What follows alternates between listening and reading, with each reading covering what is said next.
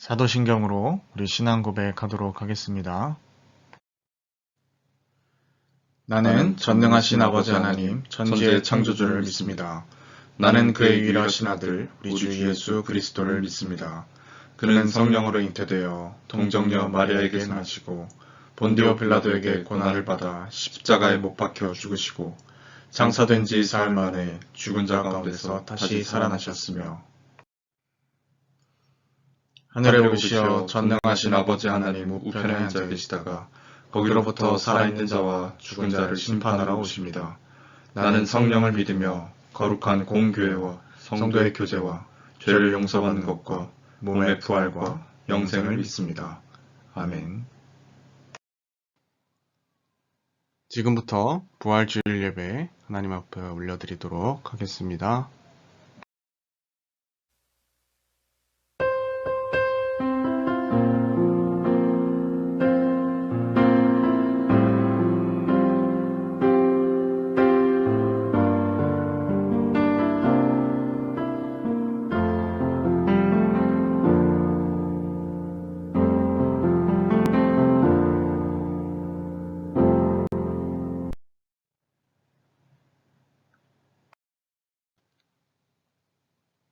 형제들아, 내가 이것을 말하노니 혈과 육은 하나님 나라를 이어받을 수 없고 또한 썩는 것은 썩지 아니하는 것을 유업으로 받지 못하느니라. 보라, 내가 너희에게 비밀을 말하노니 우리가 다 잠잘 것이 아니요 마지막 나팔의 순식간에 호련히 다 변화되리니 나팔 소리가 나매 죽은 자들이 썩지 아니할 것으로 다시 살아나고 우리도 변화되리라. 아멘. 할렐루야. 사망의 권세를 이기시고 부활하신 우리 주님을 찬양합니다. 부활의 아침에 이 시간 저희들이 주님 전에 나와 주님의 이름을 찬양하고 주님을 높이기 원합니다. 죽음 가운데서 온전히 살아나신 우리 주님을 바라보며 이 현실을, 이 세상을 살아나갈 힘을 얻어가는 시간 될 수 있도록 인도하여 주옵소서. 저희들 한 명 한 명 시간 붙잡아 주시고 위대한 부활의 증인들로 세워지는 그런 예배가 되어지기를 간절히 바라오며 이 모든 말씀 예수님의 이름으로 기원하옵나이다. 아멘. 성시교도 가도록 하겠습니다. 여호와께 감사하라. 그는 선하시며 그의 인자하심이 영원함이로다. 이제 이스라엘은 말하기를 그의 인자하심이 영원하다 할지로다. 여호와는 나의 능력과 찬송이시요 또 나의 구원이 되셨도다. 의인들의 장막에는 기쁜 소리, 구원의 소리가 있으며 여호와의 오른손이 권능을 베푸시는도다. 내가 죽지 않고 살아서 여호와께서 하시는 일을 선포하리로다. 여호와께서 나를 심히 경책하셨어도 죽음에는 넘기지 아니하셨도다. 내게 의의 문들을 열지어다. 내가 그리로 들어가서 여호와께 감사하리로다. 이는 여호와의 문이라 의인들이 그리로 들어가리로다. 주께서 내게 응답하시고 나의 구원이 되셨으니 내가 주께 감사하리이다. 건축자의 버린 돌이 집 모퉁이의 머릿돌이 되었나니 이는 여호와께서 행하신 것이요 우리 눈에 기이한 바로다. 이날은 여호와께서 정하신 것이라 이 날에 우리가 즐거워하고 기뻐하리로다. 아멘. 이 시간 한 주간을 돌아보며 앞에 화면을 참조하셔서 공동으로 낭독하며 드리는 기도의 시간입니다. 함께 낭독하며 기도 올리도록 하겠습니다. 죽음을 이기고 다시 살아나신 주님, 부활주의를 맞아 감격하기 전에 우리가 지은 모든 죄를 고백하며 용서를 빕니다. 저희는 부활과 영생에 대해 믿는다 말하면서도 마치 눈앞의 현실이 전부인 것처럼 어리석은 마음으로 하루하루를 헛되이 살았습니다. 영원한 하나님 나라에 소망을 두지 않고 육신의 욕망에만 매여서 혈과 육에 썩어질 것만을 추구하면서 살았습니다. 거룩하고 신령한 사업에 힘쓰지 못하고 안일한 삶에 젖어 많은 시간을 보냈습니다. 부활의 주님, 우리의 이러한 믿음 없는 행동을 용서해 주옵소서. 우리 중심에 다시 한번 부활의 굳센 믿음을 심어주셔서 이제부터는 신령하고 능력이 넘치는 삶을 살아가게 하옵소서. 예수님의 이름으로 이 고백의 기도를 드립니다. 아멘. 이 시간 한 주간을 돌아보며 참회의 기도를 올려드리고 또 이 예배에 하나님의 은혜가 임하도록 함께 기도하도록 하겠습니다.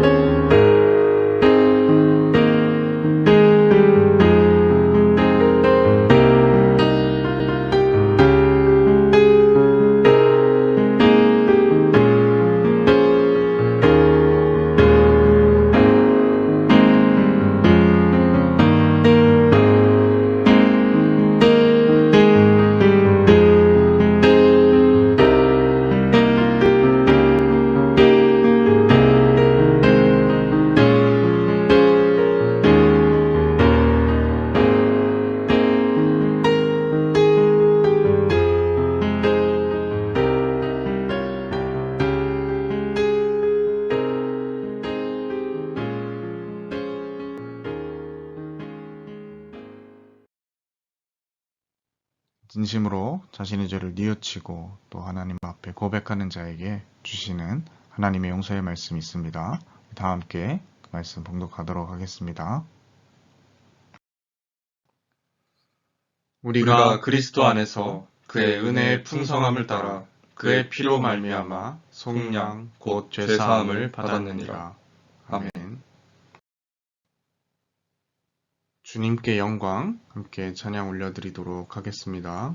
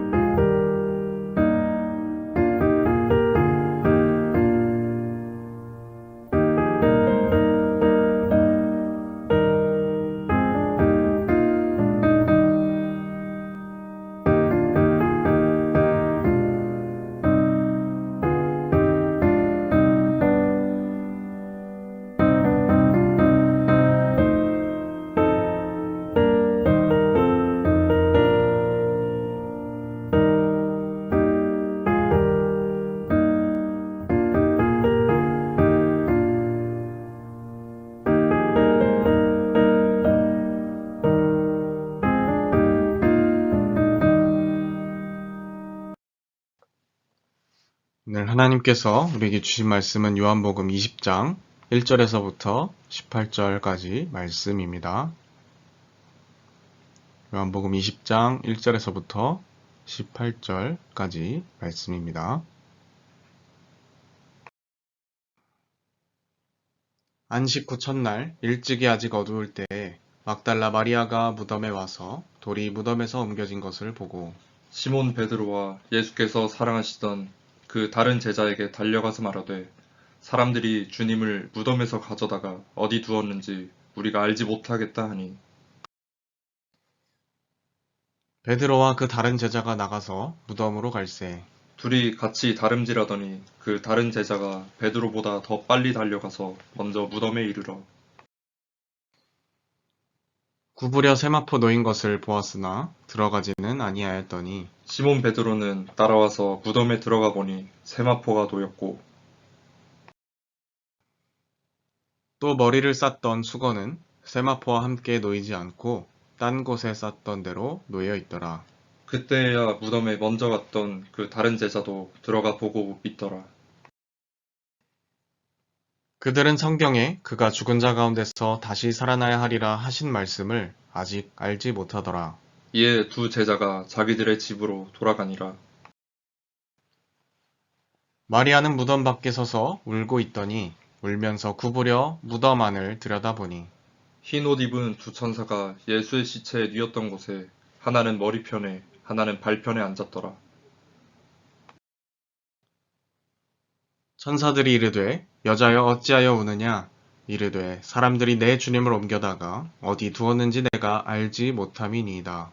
이 말을 하고 뒤로 돌이켜 예수께서 서 계신 곳을 보았으나 예수이신 줄은 알지 못하더라.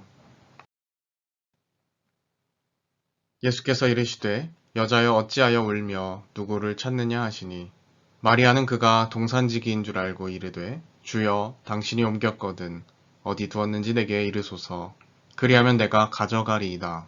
예수께서 마리아야 하시거늘 마리아가 돌이켜 히브리 말로 라보니 하니 이는 선생님이라는 말이라. 예수께서 이르시되 나를 붙들지 말라 내가 아직 아버지께로 올라가지 아니하였노라.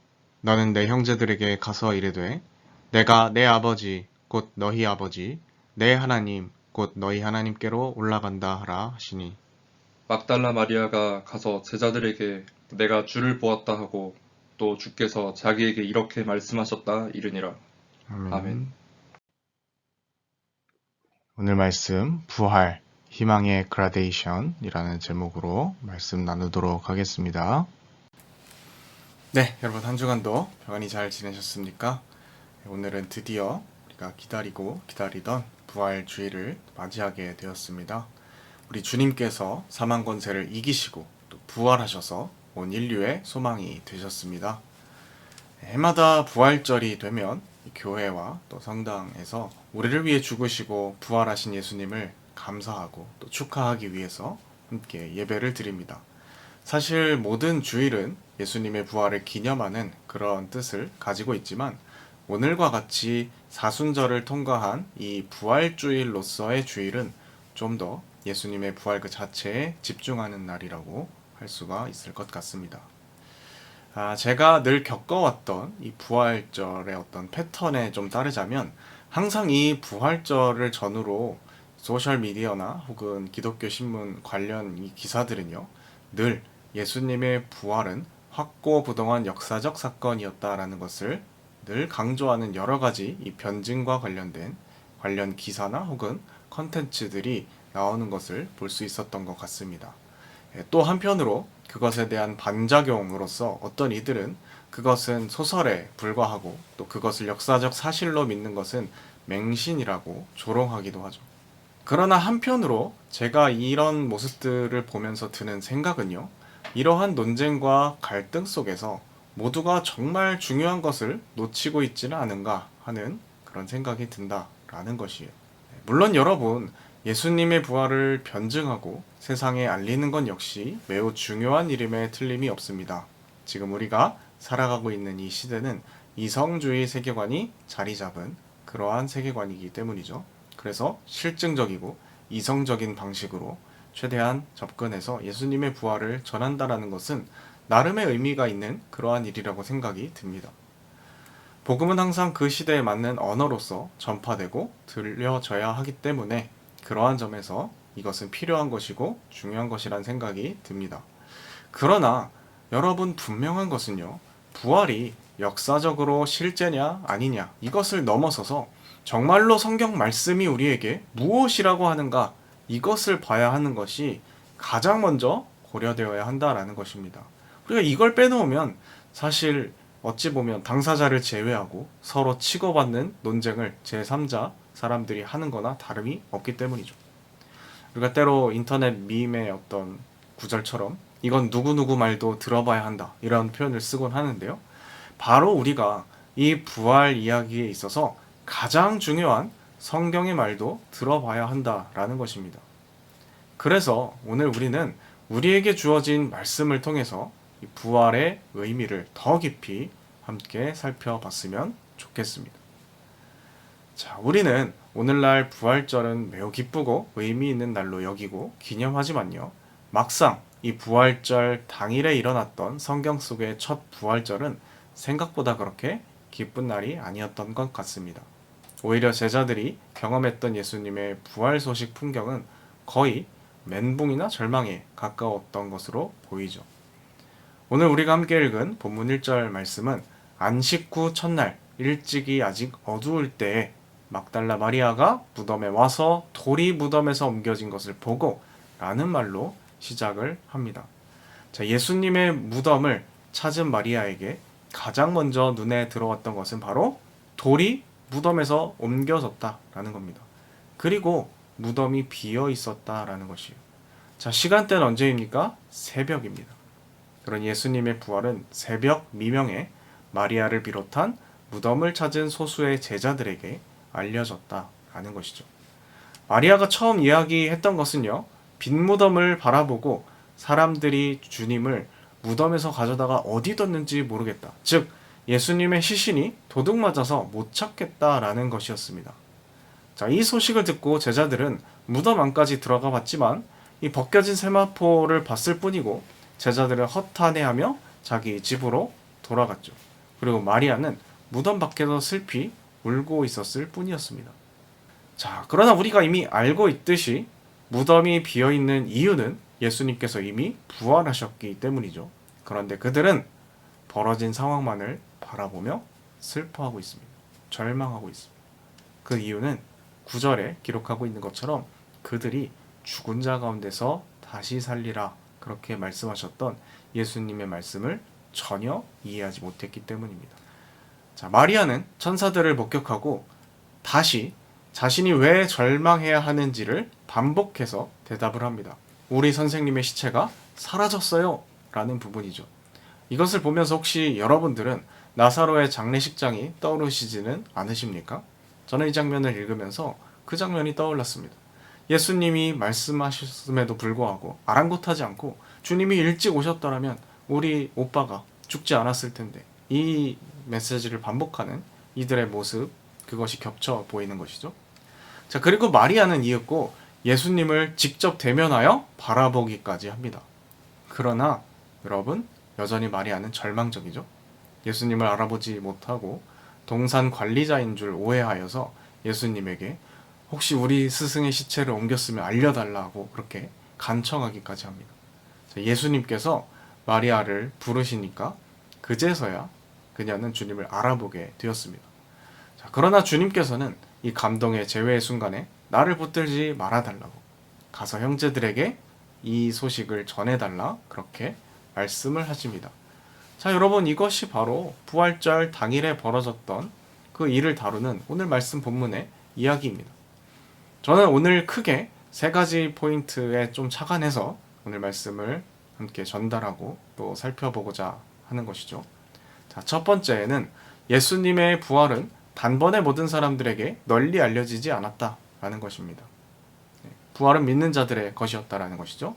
자, 두 번째는 주님은 우리의 연약함을 아시고 그 눈높이에 맞추어 행동해 주신다라는 것이고요. 세 번째, 부활은 세상에 서서히 번져 나간다. 그리고 그 자리에 주님은 우리를 부르신다라는 것입니다. 자, 먼저 첫 번째, 예수님의 부활은 단번에 모든 사람에게 널리 알려지지 않았다라는 것부터 살펴보겠습니다. 자, 오늘 말씀 가운데서 마리아는 예수님의 부활을 가장 최초로 발견하고 경험한 인물로서 우리에게 소개되고 있습니다. 무덤에 가장 먼저 가 있었고요. 천사들을 발견했고 또 예수님과 가장 먼저 대화를 나눈 인물로 등장을 합니다. 자, 그리고 다른 제자들에게 이 일에 대해서 전파하라는 일까지 예수님으로부터 맡게 되죠. 자, 바로 이 부분이 그 당시에 복음서가 쓰여질 당시 관점으로 바라볼 때는 매우 취약한 증거라는 것입니다. 복음서가 기록될 당시의 여성은요, 인권이라는 것이 거의 없던 시절입니다. 여성은 노예나 가축과 마찬가지로 획득되는 어떤 재산의 의미에 조금 더 가까웠던 시절이고요.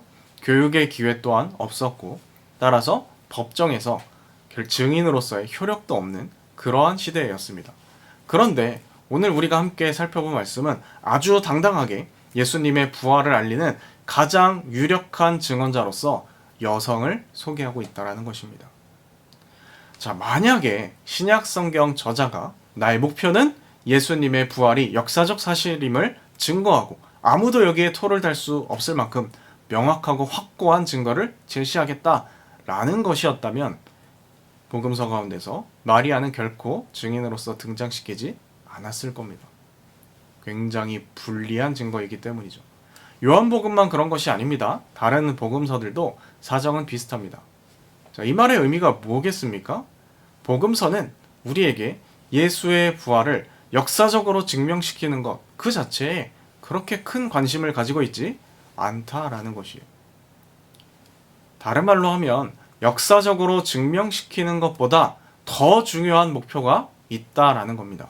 그렇기 때문에 예수님의 부활은 사람들을 믿게 하고자 조작된 것이다 라고 말하는 일부 사람들의 주장에는 더욱더 우리가 귀를 기울이기가 어렵겠죠. 조작된 증거 자체가 없기 때문입니다. 그러나 그렇다라고 해서 이것이 결정적이고 명확한 증거다라고 말할 수도 없을 것 같습니다. 사실 주어진 사실은 복음서는 부활을 사실로서 증명하는데 큰 관심이 없다라는 것입니다. 자, 예수님께서는 먼저 소수의 제자들에게 나타나셔서 자신의 부활을 나타내셨습니다. 왜 그렇습니까? 아니, 왜 좀 더 확실하게 물러설 수 없는 증거를 제시하지 않는 걸까요? 그것은 복음 자체의 특성 때문입니다. 이 부활은요, 아무에게나 주어지는 것이 아니라 하나님의 선택된 하나님의 백성에게 믿음으로 그것에 반응하는 자에게 주어지는 선물이기 때문입니다. 정말 성경이 예수님의 부활을 세상에 정말 확실하게 증거하기로 마음먹었다면 아마도 당시의 권력자들에 해당하는 빌라도나 헤롯에게 나타나면 되겠죠. 깜짝 방문하는 겁니다. 여러분 상상해보세요. 빌라도나 혹은 헤롯이 관사에서 혹은 왕궁에서 포도주를 이렇게 한 잔 마시고 있는데 예수님이 그들 가운데 나타났다라고 생각을 해보자고요. 혹은 대제사장들 앞에 나타나던지, 혹은 많은 사람들이 지켜볼 수 있도록 예루살렘 성전 꼭대기에 나타났다 가정해 봅시다. 그야말로 대박 사건이겠죠? 그러나 예수님의 부활은 그런 식으로 알려지지 않습니다. 그의 직계 제자들조차 처음에 잘 믿지 못해서 어리둥절한 모습 그대로를 그려내고 있을 뿐이죠. 여러분들 혹시 유튜브나 인터넷상에서 사이비 종교 같은 그런 홍보물, 그런 영상 같은 것을 보신 적이 있으십니까? 거기에 보면 그 사람들이 나름의 어떤 머리를 굴려서 상황극을 만들고 마치 이 드라마나 시트콤처럼 만든 홍보물 같은 것들이 있는데요. 보다 보면 상당히 웃깁니다. 웃긴다라는 이야기가 재밌다라기보다는 좀 우습습니다.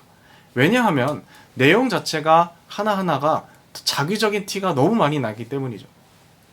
뭔가 발연기 이런 것들은 이제 차치하고 내용 자체가 너무 자기적이기 때문이에요.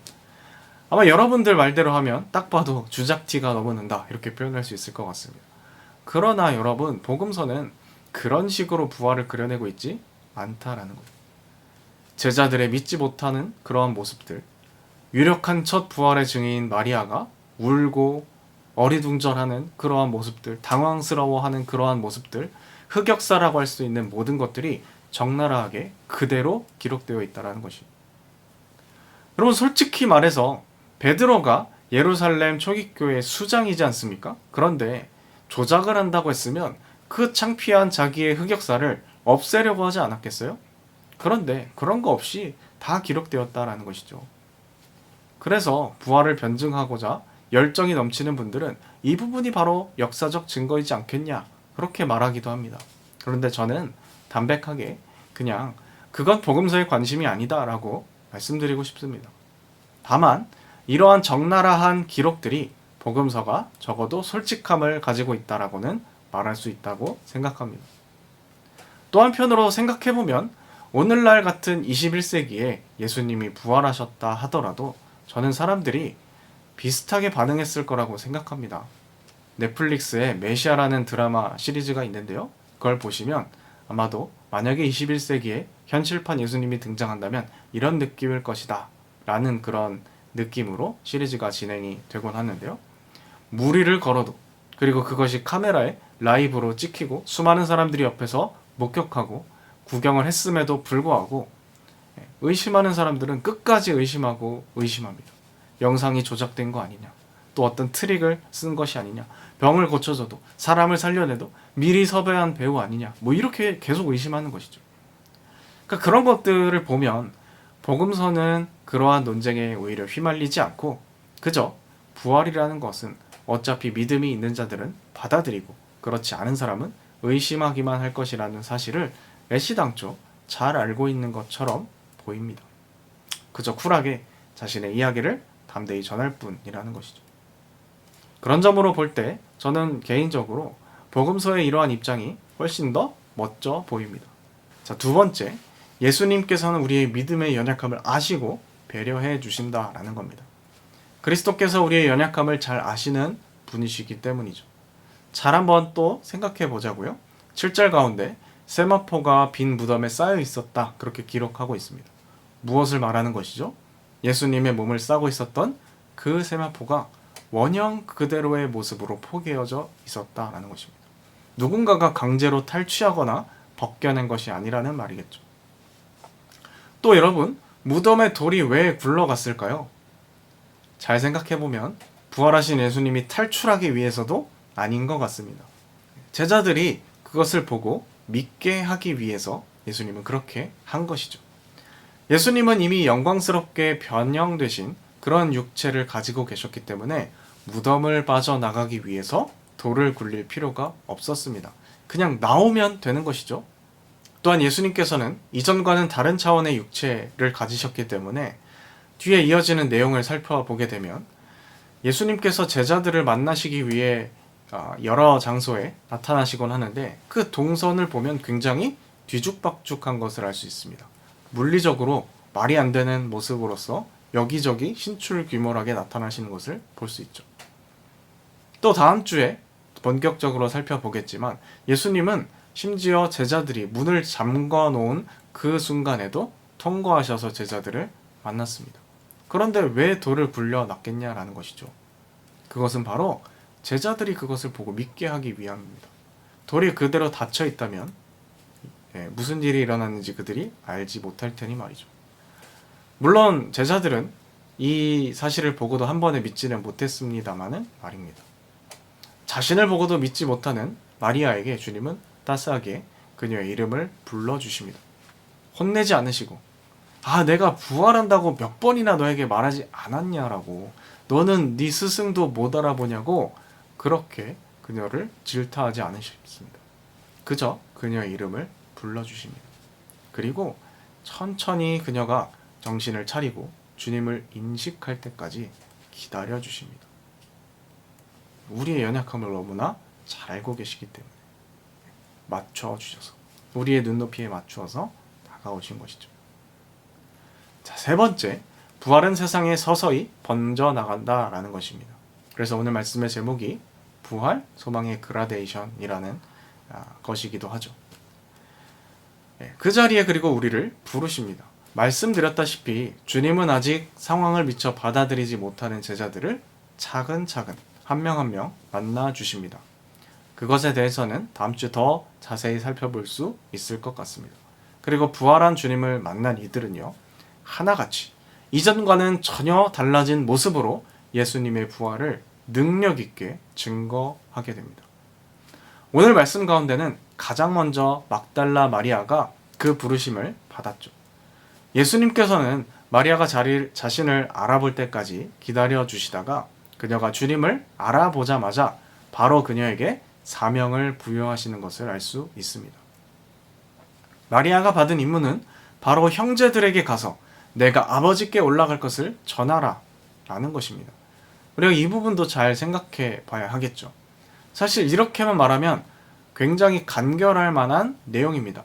전달 내용 땡땡, 내가 하나님 아버지께로 갈 것, 수신 땡땡, 제자들, 이렇게만 하면요 내용이 정말 간결한데, 뭔가 예수님이 말씀하실 때는 불필요해 보이는 수식어를 붙여서 표현하는 것처럼 보인다는 겁니다. 그냥 하나님 아버지께로 갈 것이라고 하지 않고 내 아버지, 곧 너희 아버지, 내 하나님, 곧 너희 하나님께로 올라간다. 예수님 이렇게 말씀하십니다. 자, 여러분, 이것은요 부활 그 자체보다 더 중요한 부활의 의미를 전달하기 위한 것입니다. 부활은요 죽음과 사망의 권세를 주님께서 깨뜨리시고 이기신 것인데, 부활 그 자체가 목적이 아니라는 거죠. 부활의 최종 목적지는 승리하신 주님을 축하하는 것보다 더 나아가야 하는데, 그것은 뭐냐면 아버지께로 돌아가는 것을 기억하는 겁니다. 아버지께로 돌아가는 것을 기억하는 거예요. 주님께서 십자가에 못 박혀 돌아가시고 부활하셔야만 했던 것은 바로 예수님이 그러셨던 것처럼 우리와 하나님과의 관계가 온전히 회복되는 것, 즉 우리가 아버지께로 돌아가는 것입니다. 그래서 이 부활이 우리에게 기쁨이 되는 것이고 의미가 있는 것이죠. 하나님과의 온전한 관계 회복, 그것이 아니라면 우리가 예수님이 부활했다라고 해서 기뻐해야 할 이유가 없는 것이죠. 왜 기쁩니까? 왜 신기한 걸 봐서 기쁜 건가요? 그게 아닌 겁니다.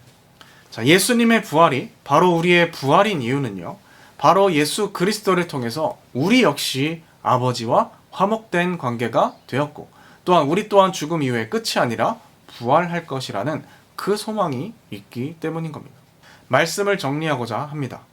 자, 오늘 우리가 부활주의를 맞아서 요한복음 말씀을 통해 세 가지 요점으로 부활의 의미에 대해서 살펴보았습니다.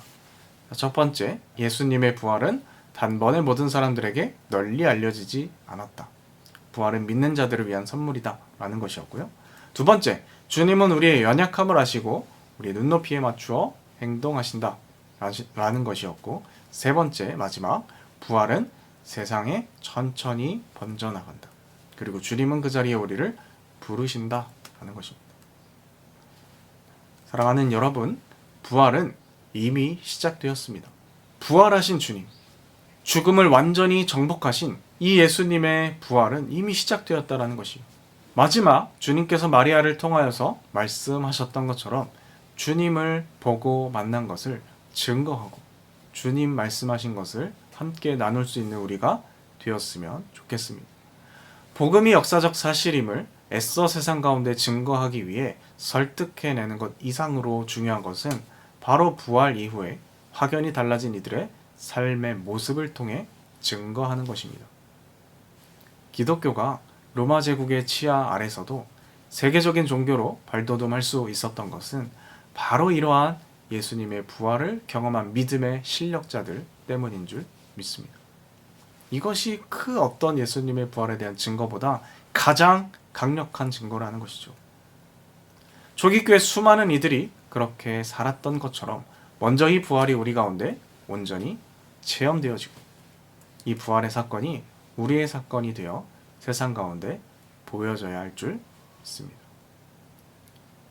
그 부활을 만끽하시고 누리시고 세상 가운데 전하는 우리 모두가 되기를 바랍니다. 기도하겠습니다. 하나님 아버지, 오늘 요한복음 가운데 나타난 부활 소식 사건에 대해서 우리가 적용해 봐야 할 것은 무엇인지 함께 생각해 보았습니다. 부활의 필요성을 증거해야 하는 이 세상 가운데서 가장 중요한 것은 예수님의 부활이 역사적이라는 사실을 힘주어 강조하는 것보다 우리 하나하나가 산증인이 되어 예수님의 부활을 증거하는 것임을 배우게 되었습니다. 주님께서 저희들 가운데 함께하여 주셔서 수많은 믿음의 신앙의 선배들이 그렇게 살았던 것처럼 예수님의 부활의 능력을 품고 그 소망을 품고 이웃과 함께 더불어 하나님과 함께 동행하며 그 부활을 세상 가운데 널리 퍼뜨리고 전하는 저희들이 될 수 있도록 인도하여 주옵소서. 저희를 그렇게 부르신 줄 믿습니다. 이 부대 가운데 저희들이 부활의 사자들이 되어 주님의 부활을 전파하고 또 그 부활의 기쁜 소식을 우리 스스로가 만끽하고 누리며 살아가게 하여 주옵소서. 함께 하실 줄 믿사오며 이 모든 말씀 예수님의 이름으로 기도드립니다. 아멘. 이 시간 우리에게 주신 말씀을 기억하며 합심하여 기도하는 시간입니다. 함께 기도드리도록 하겠습니다.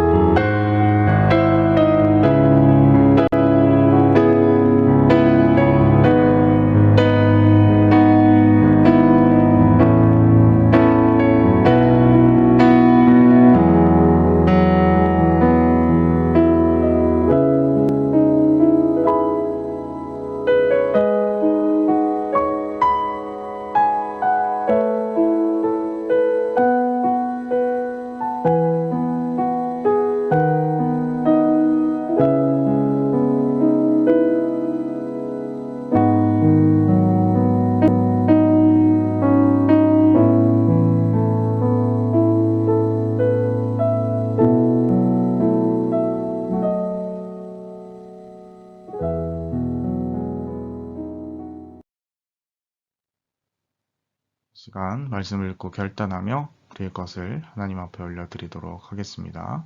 계좌는 참고하여 주시기 바랍니다.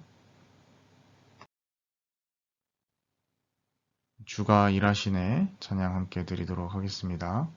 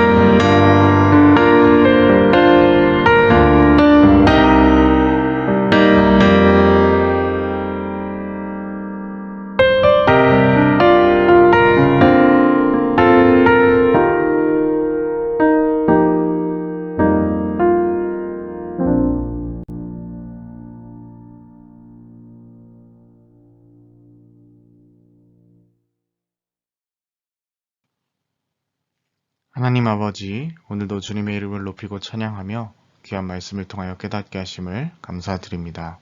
오늘 우리가 말씀을 통하여 함께 배운 바와 같이 저희들 부활의 증인 되어서 이 시대 가운데 예수님의 부활을 우리의 삶으로, 우리의 삶의 실력으로 증명하는 그러한 믿음의 실력자들 다 될 수 있도록 인도하여 주옵소서. 주님 앞에, 부활하신 주님 앞에 감사하며 또 기뻐하며 그 예물과 함께 우리의 삶을 바칩니다. 기뻐 받아주시고 바쳐진 우리의 삶과 예물이 하나님 나라에 아름답게 쓰여지고 또 예수님의 부활을 세상 가운데 증거하는데 잘 사용될 수 있도록 도와주옵소서. 함께 하실 줄 믿사오며 이 모든 말씀 예수님의 이름으로 기도드립니다. 아멘. 죽도록 예배 마치도록 하겠습니다. 지금은 우리 구주 예수 그리스도의 은혜와 하나님 아버지 극진하신 사랑하심과 성령의 인도 역사 충만케 하심, 오늘 함께 말씀을 듣고 진정한 부활을 믿는 자들로서 세상 가운데 그 부활을 믿음의 실력으로서 증거하며 이웃 가운데 함께 나누기를 마음속에 다짐하는 주님의 자녀들, 백성들 머리 위에 지금부터 영원까지 함께 하시기를 축원하옵나이다. 아멘.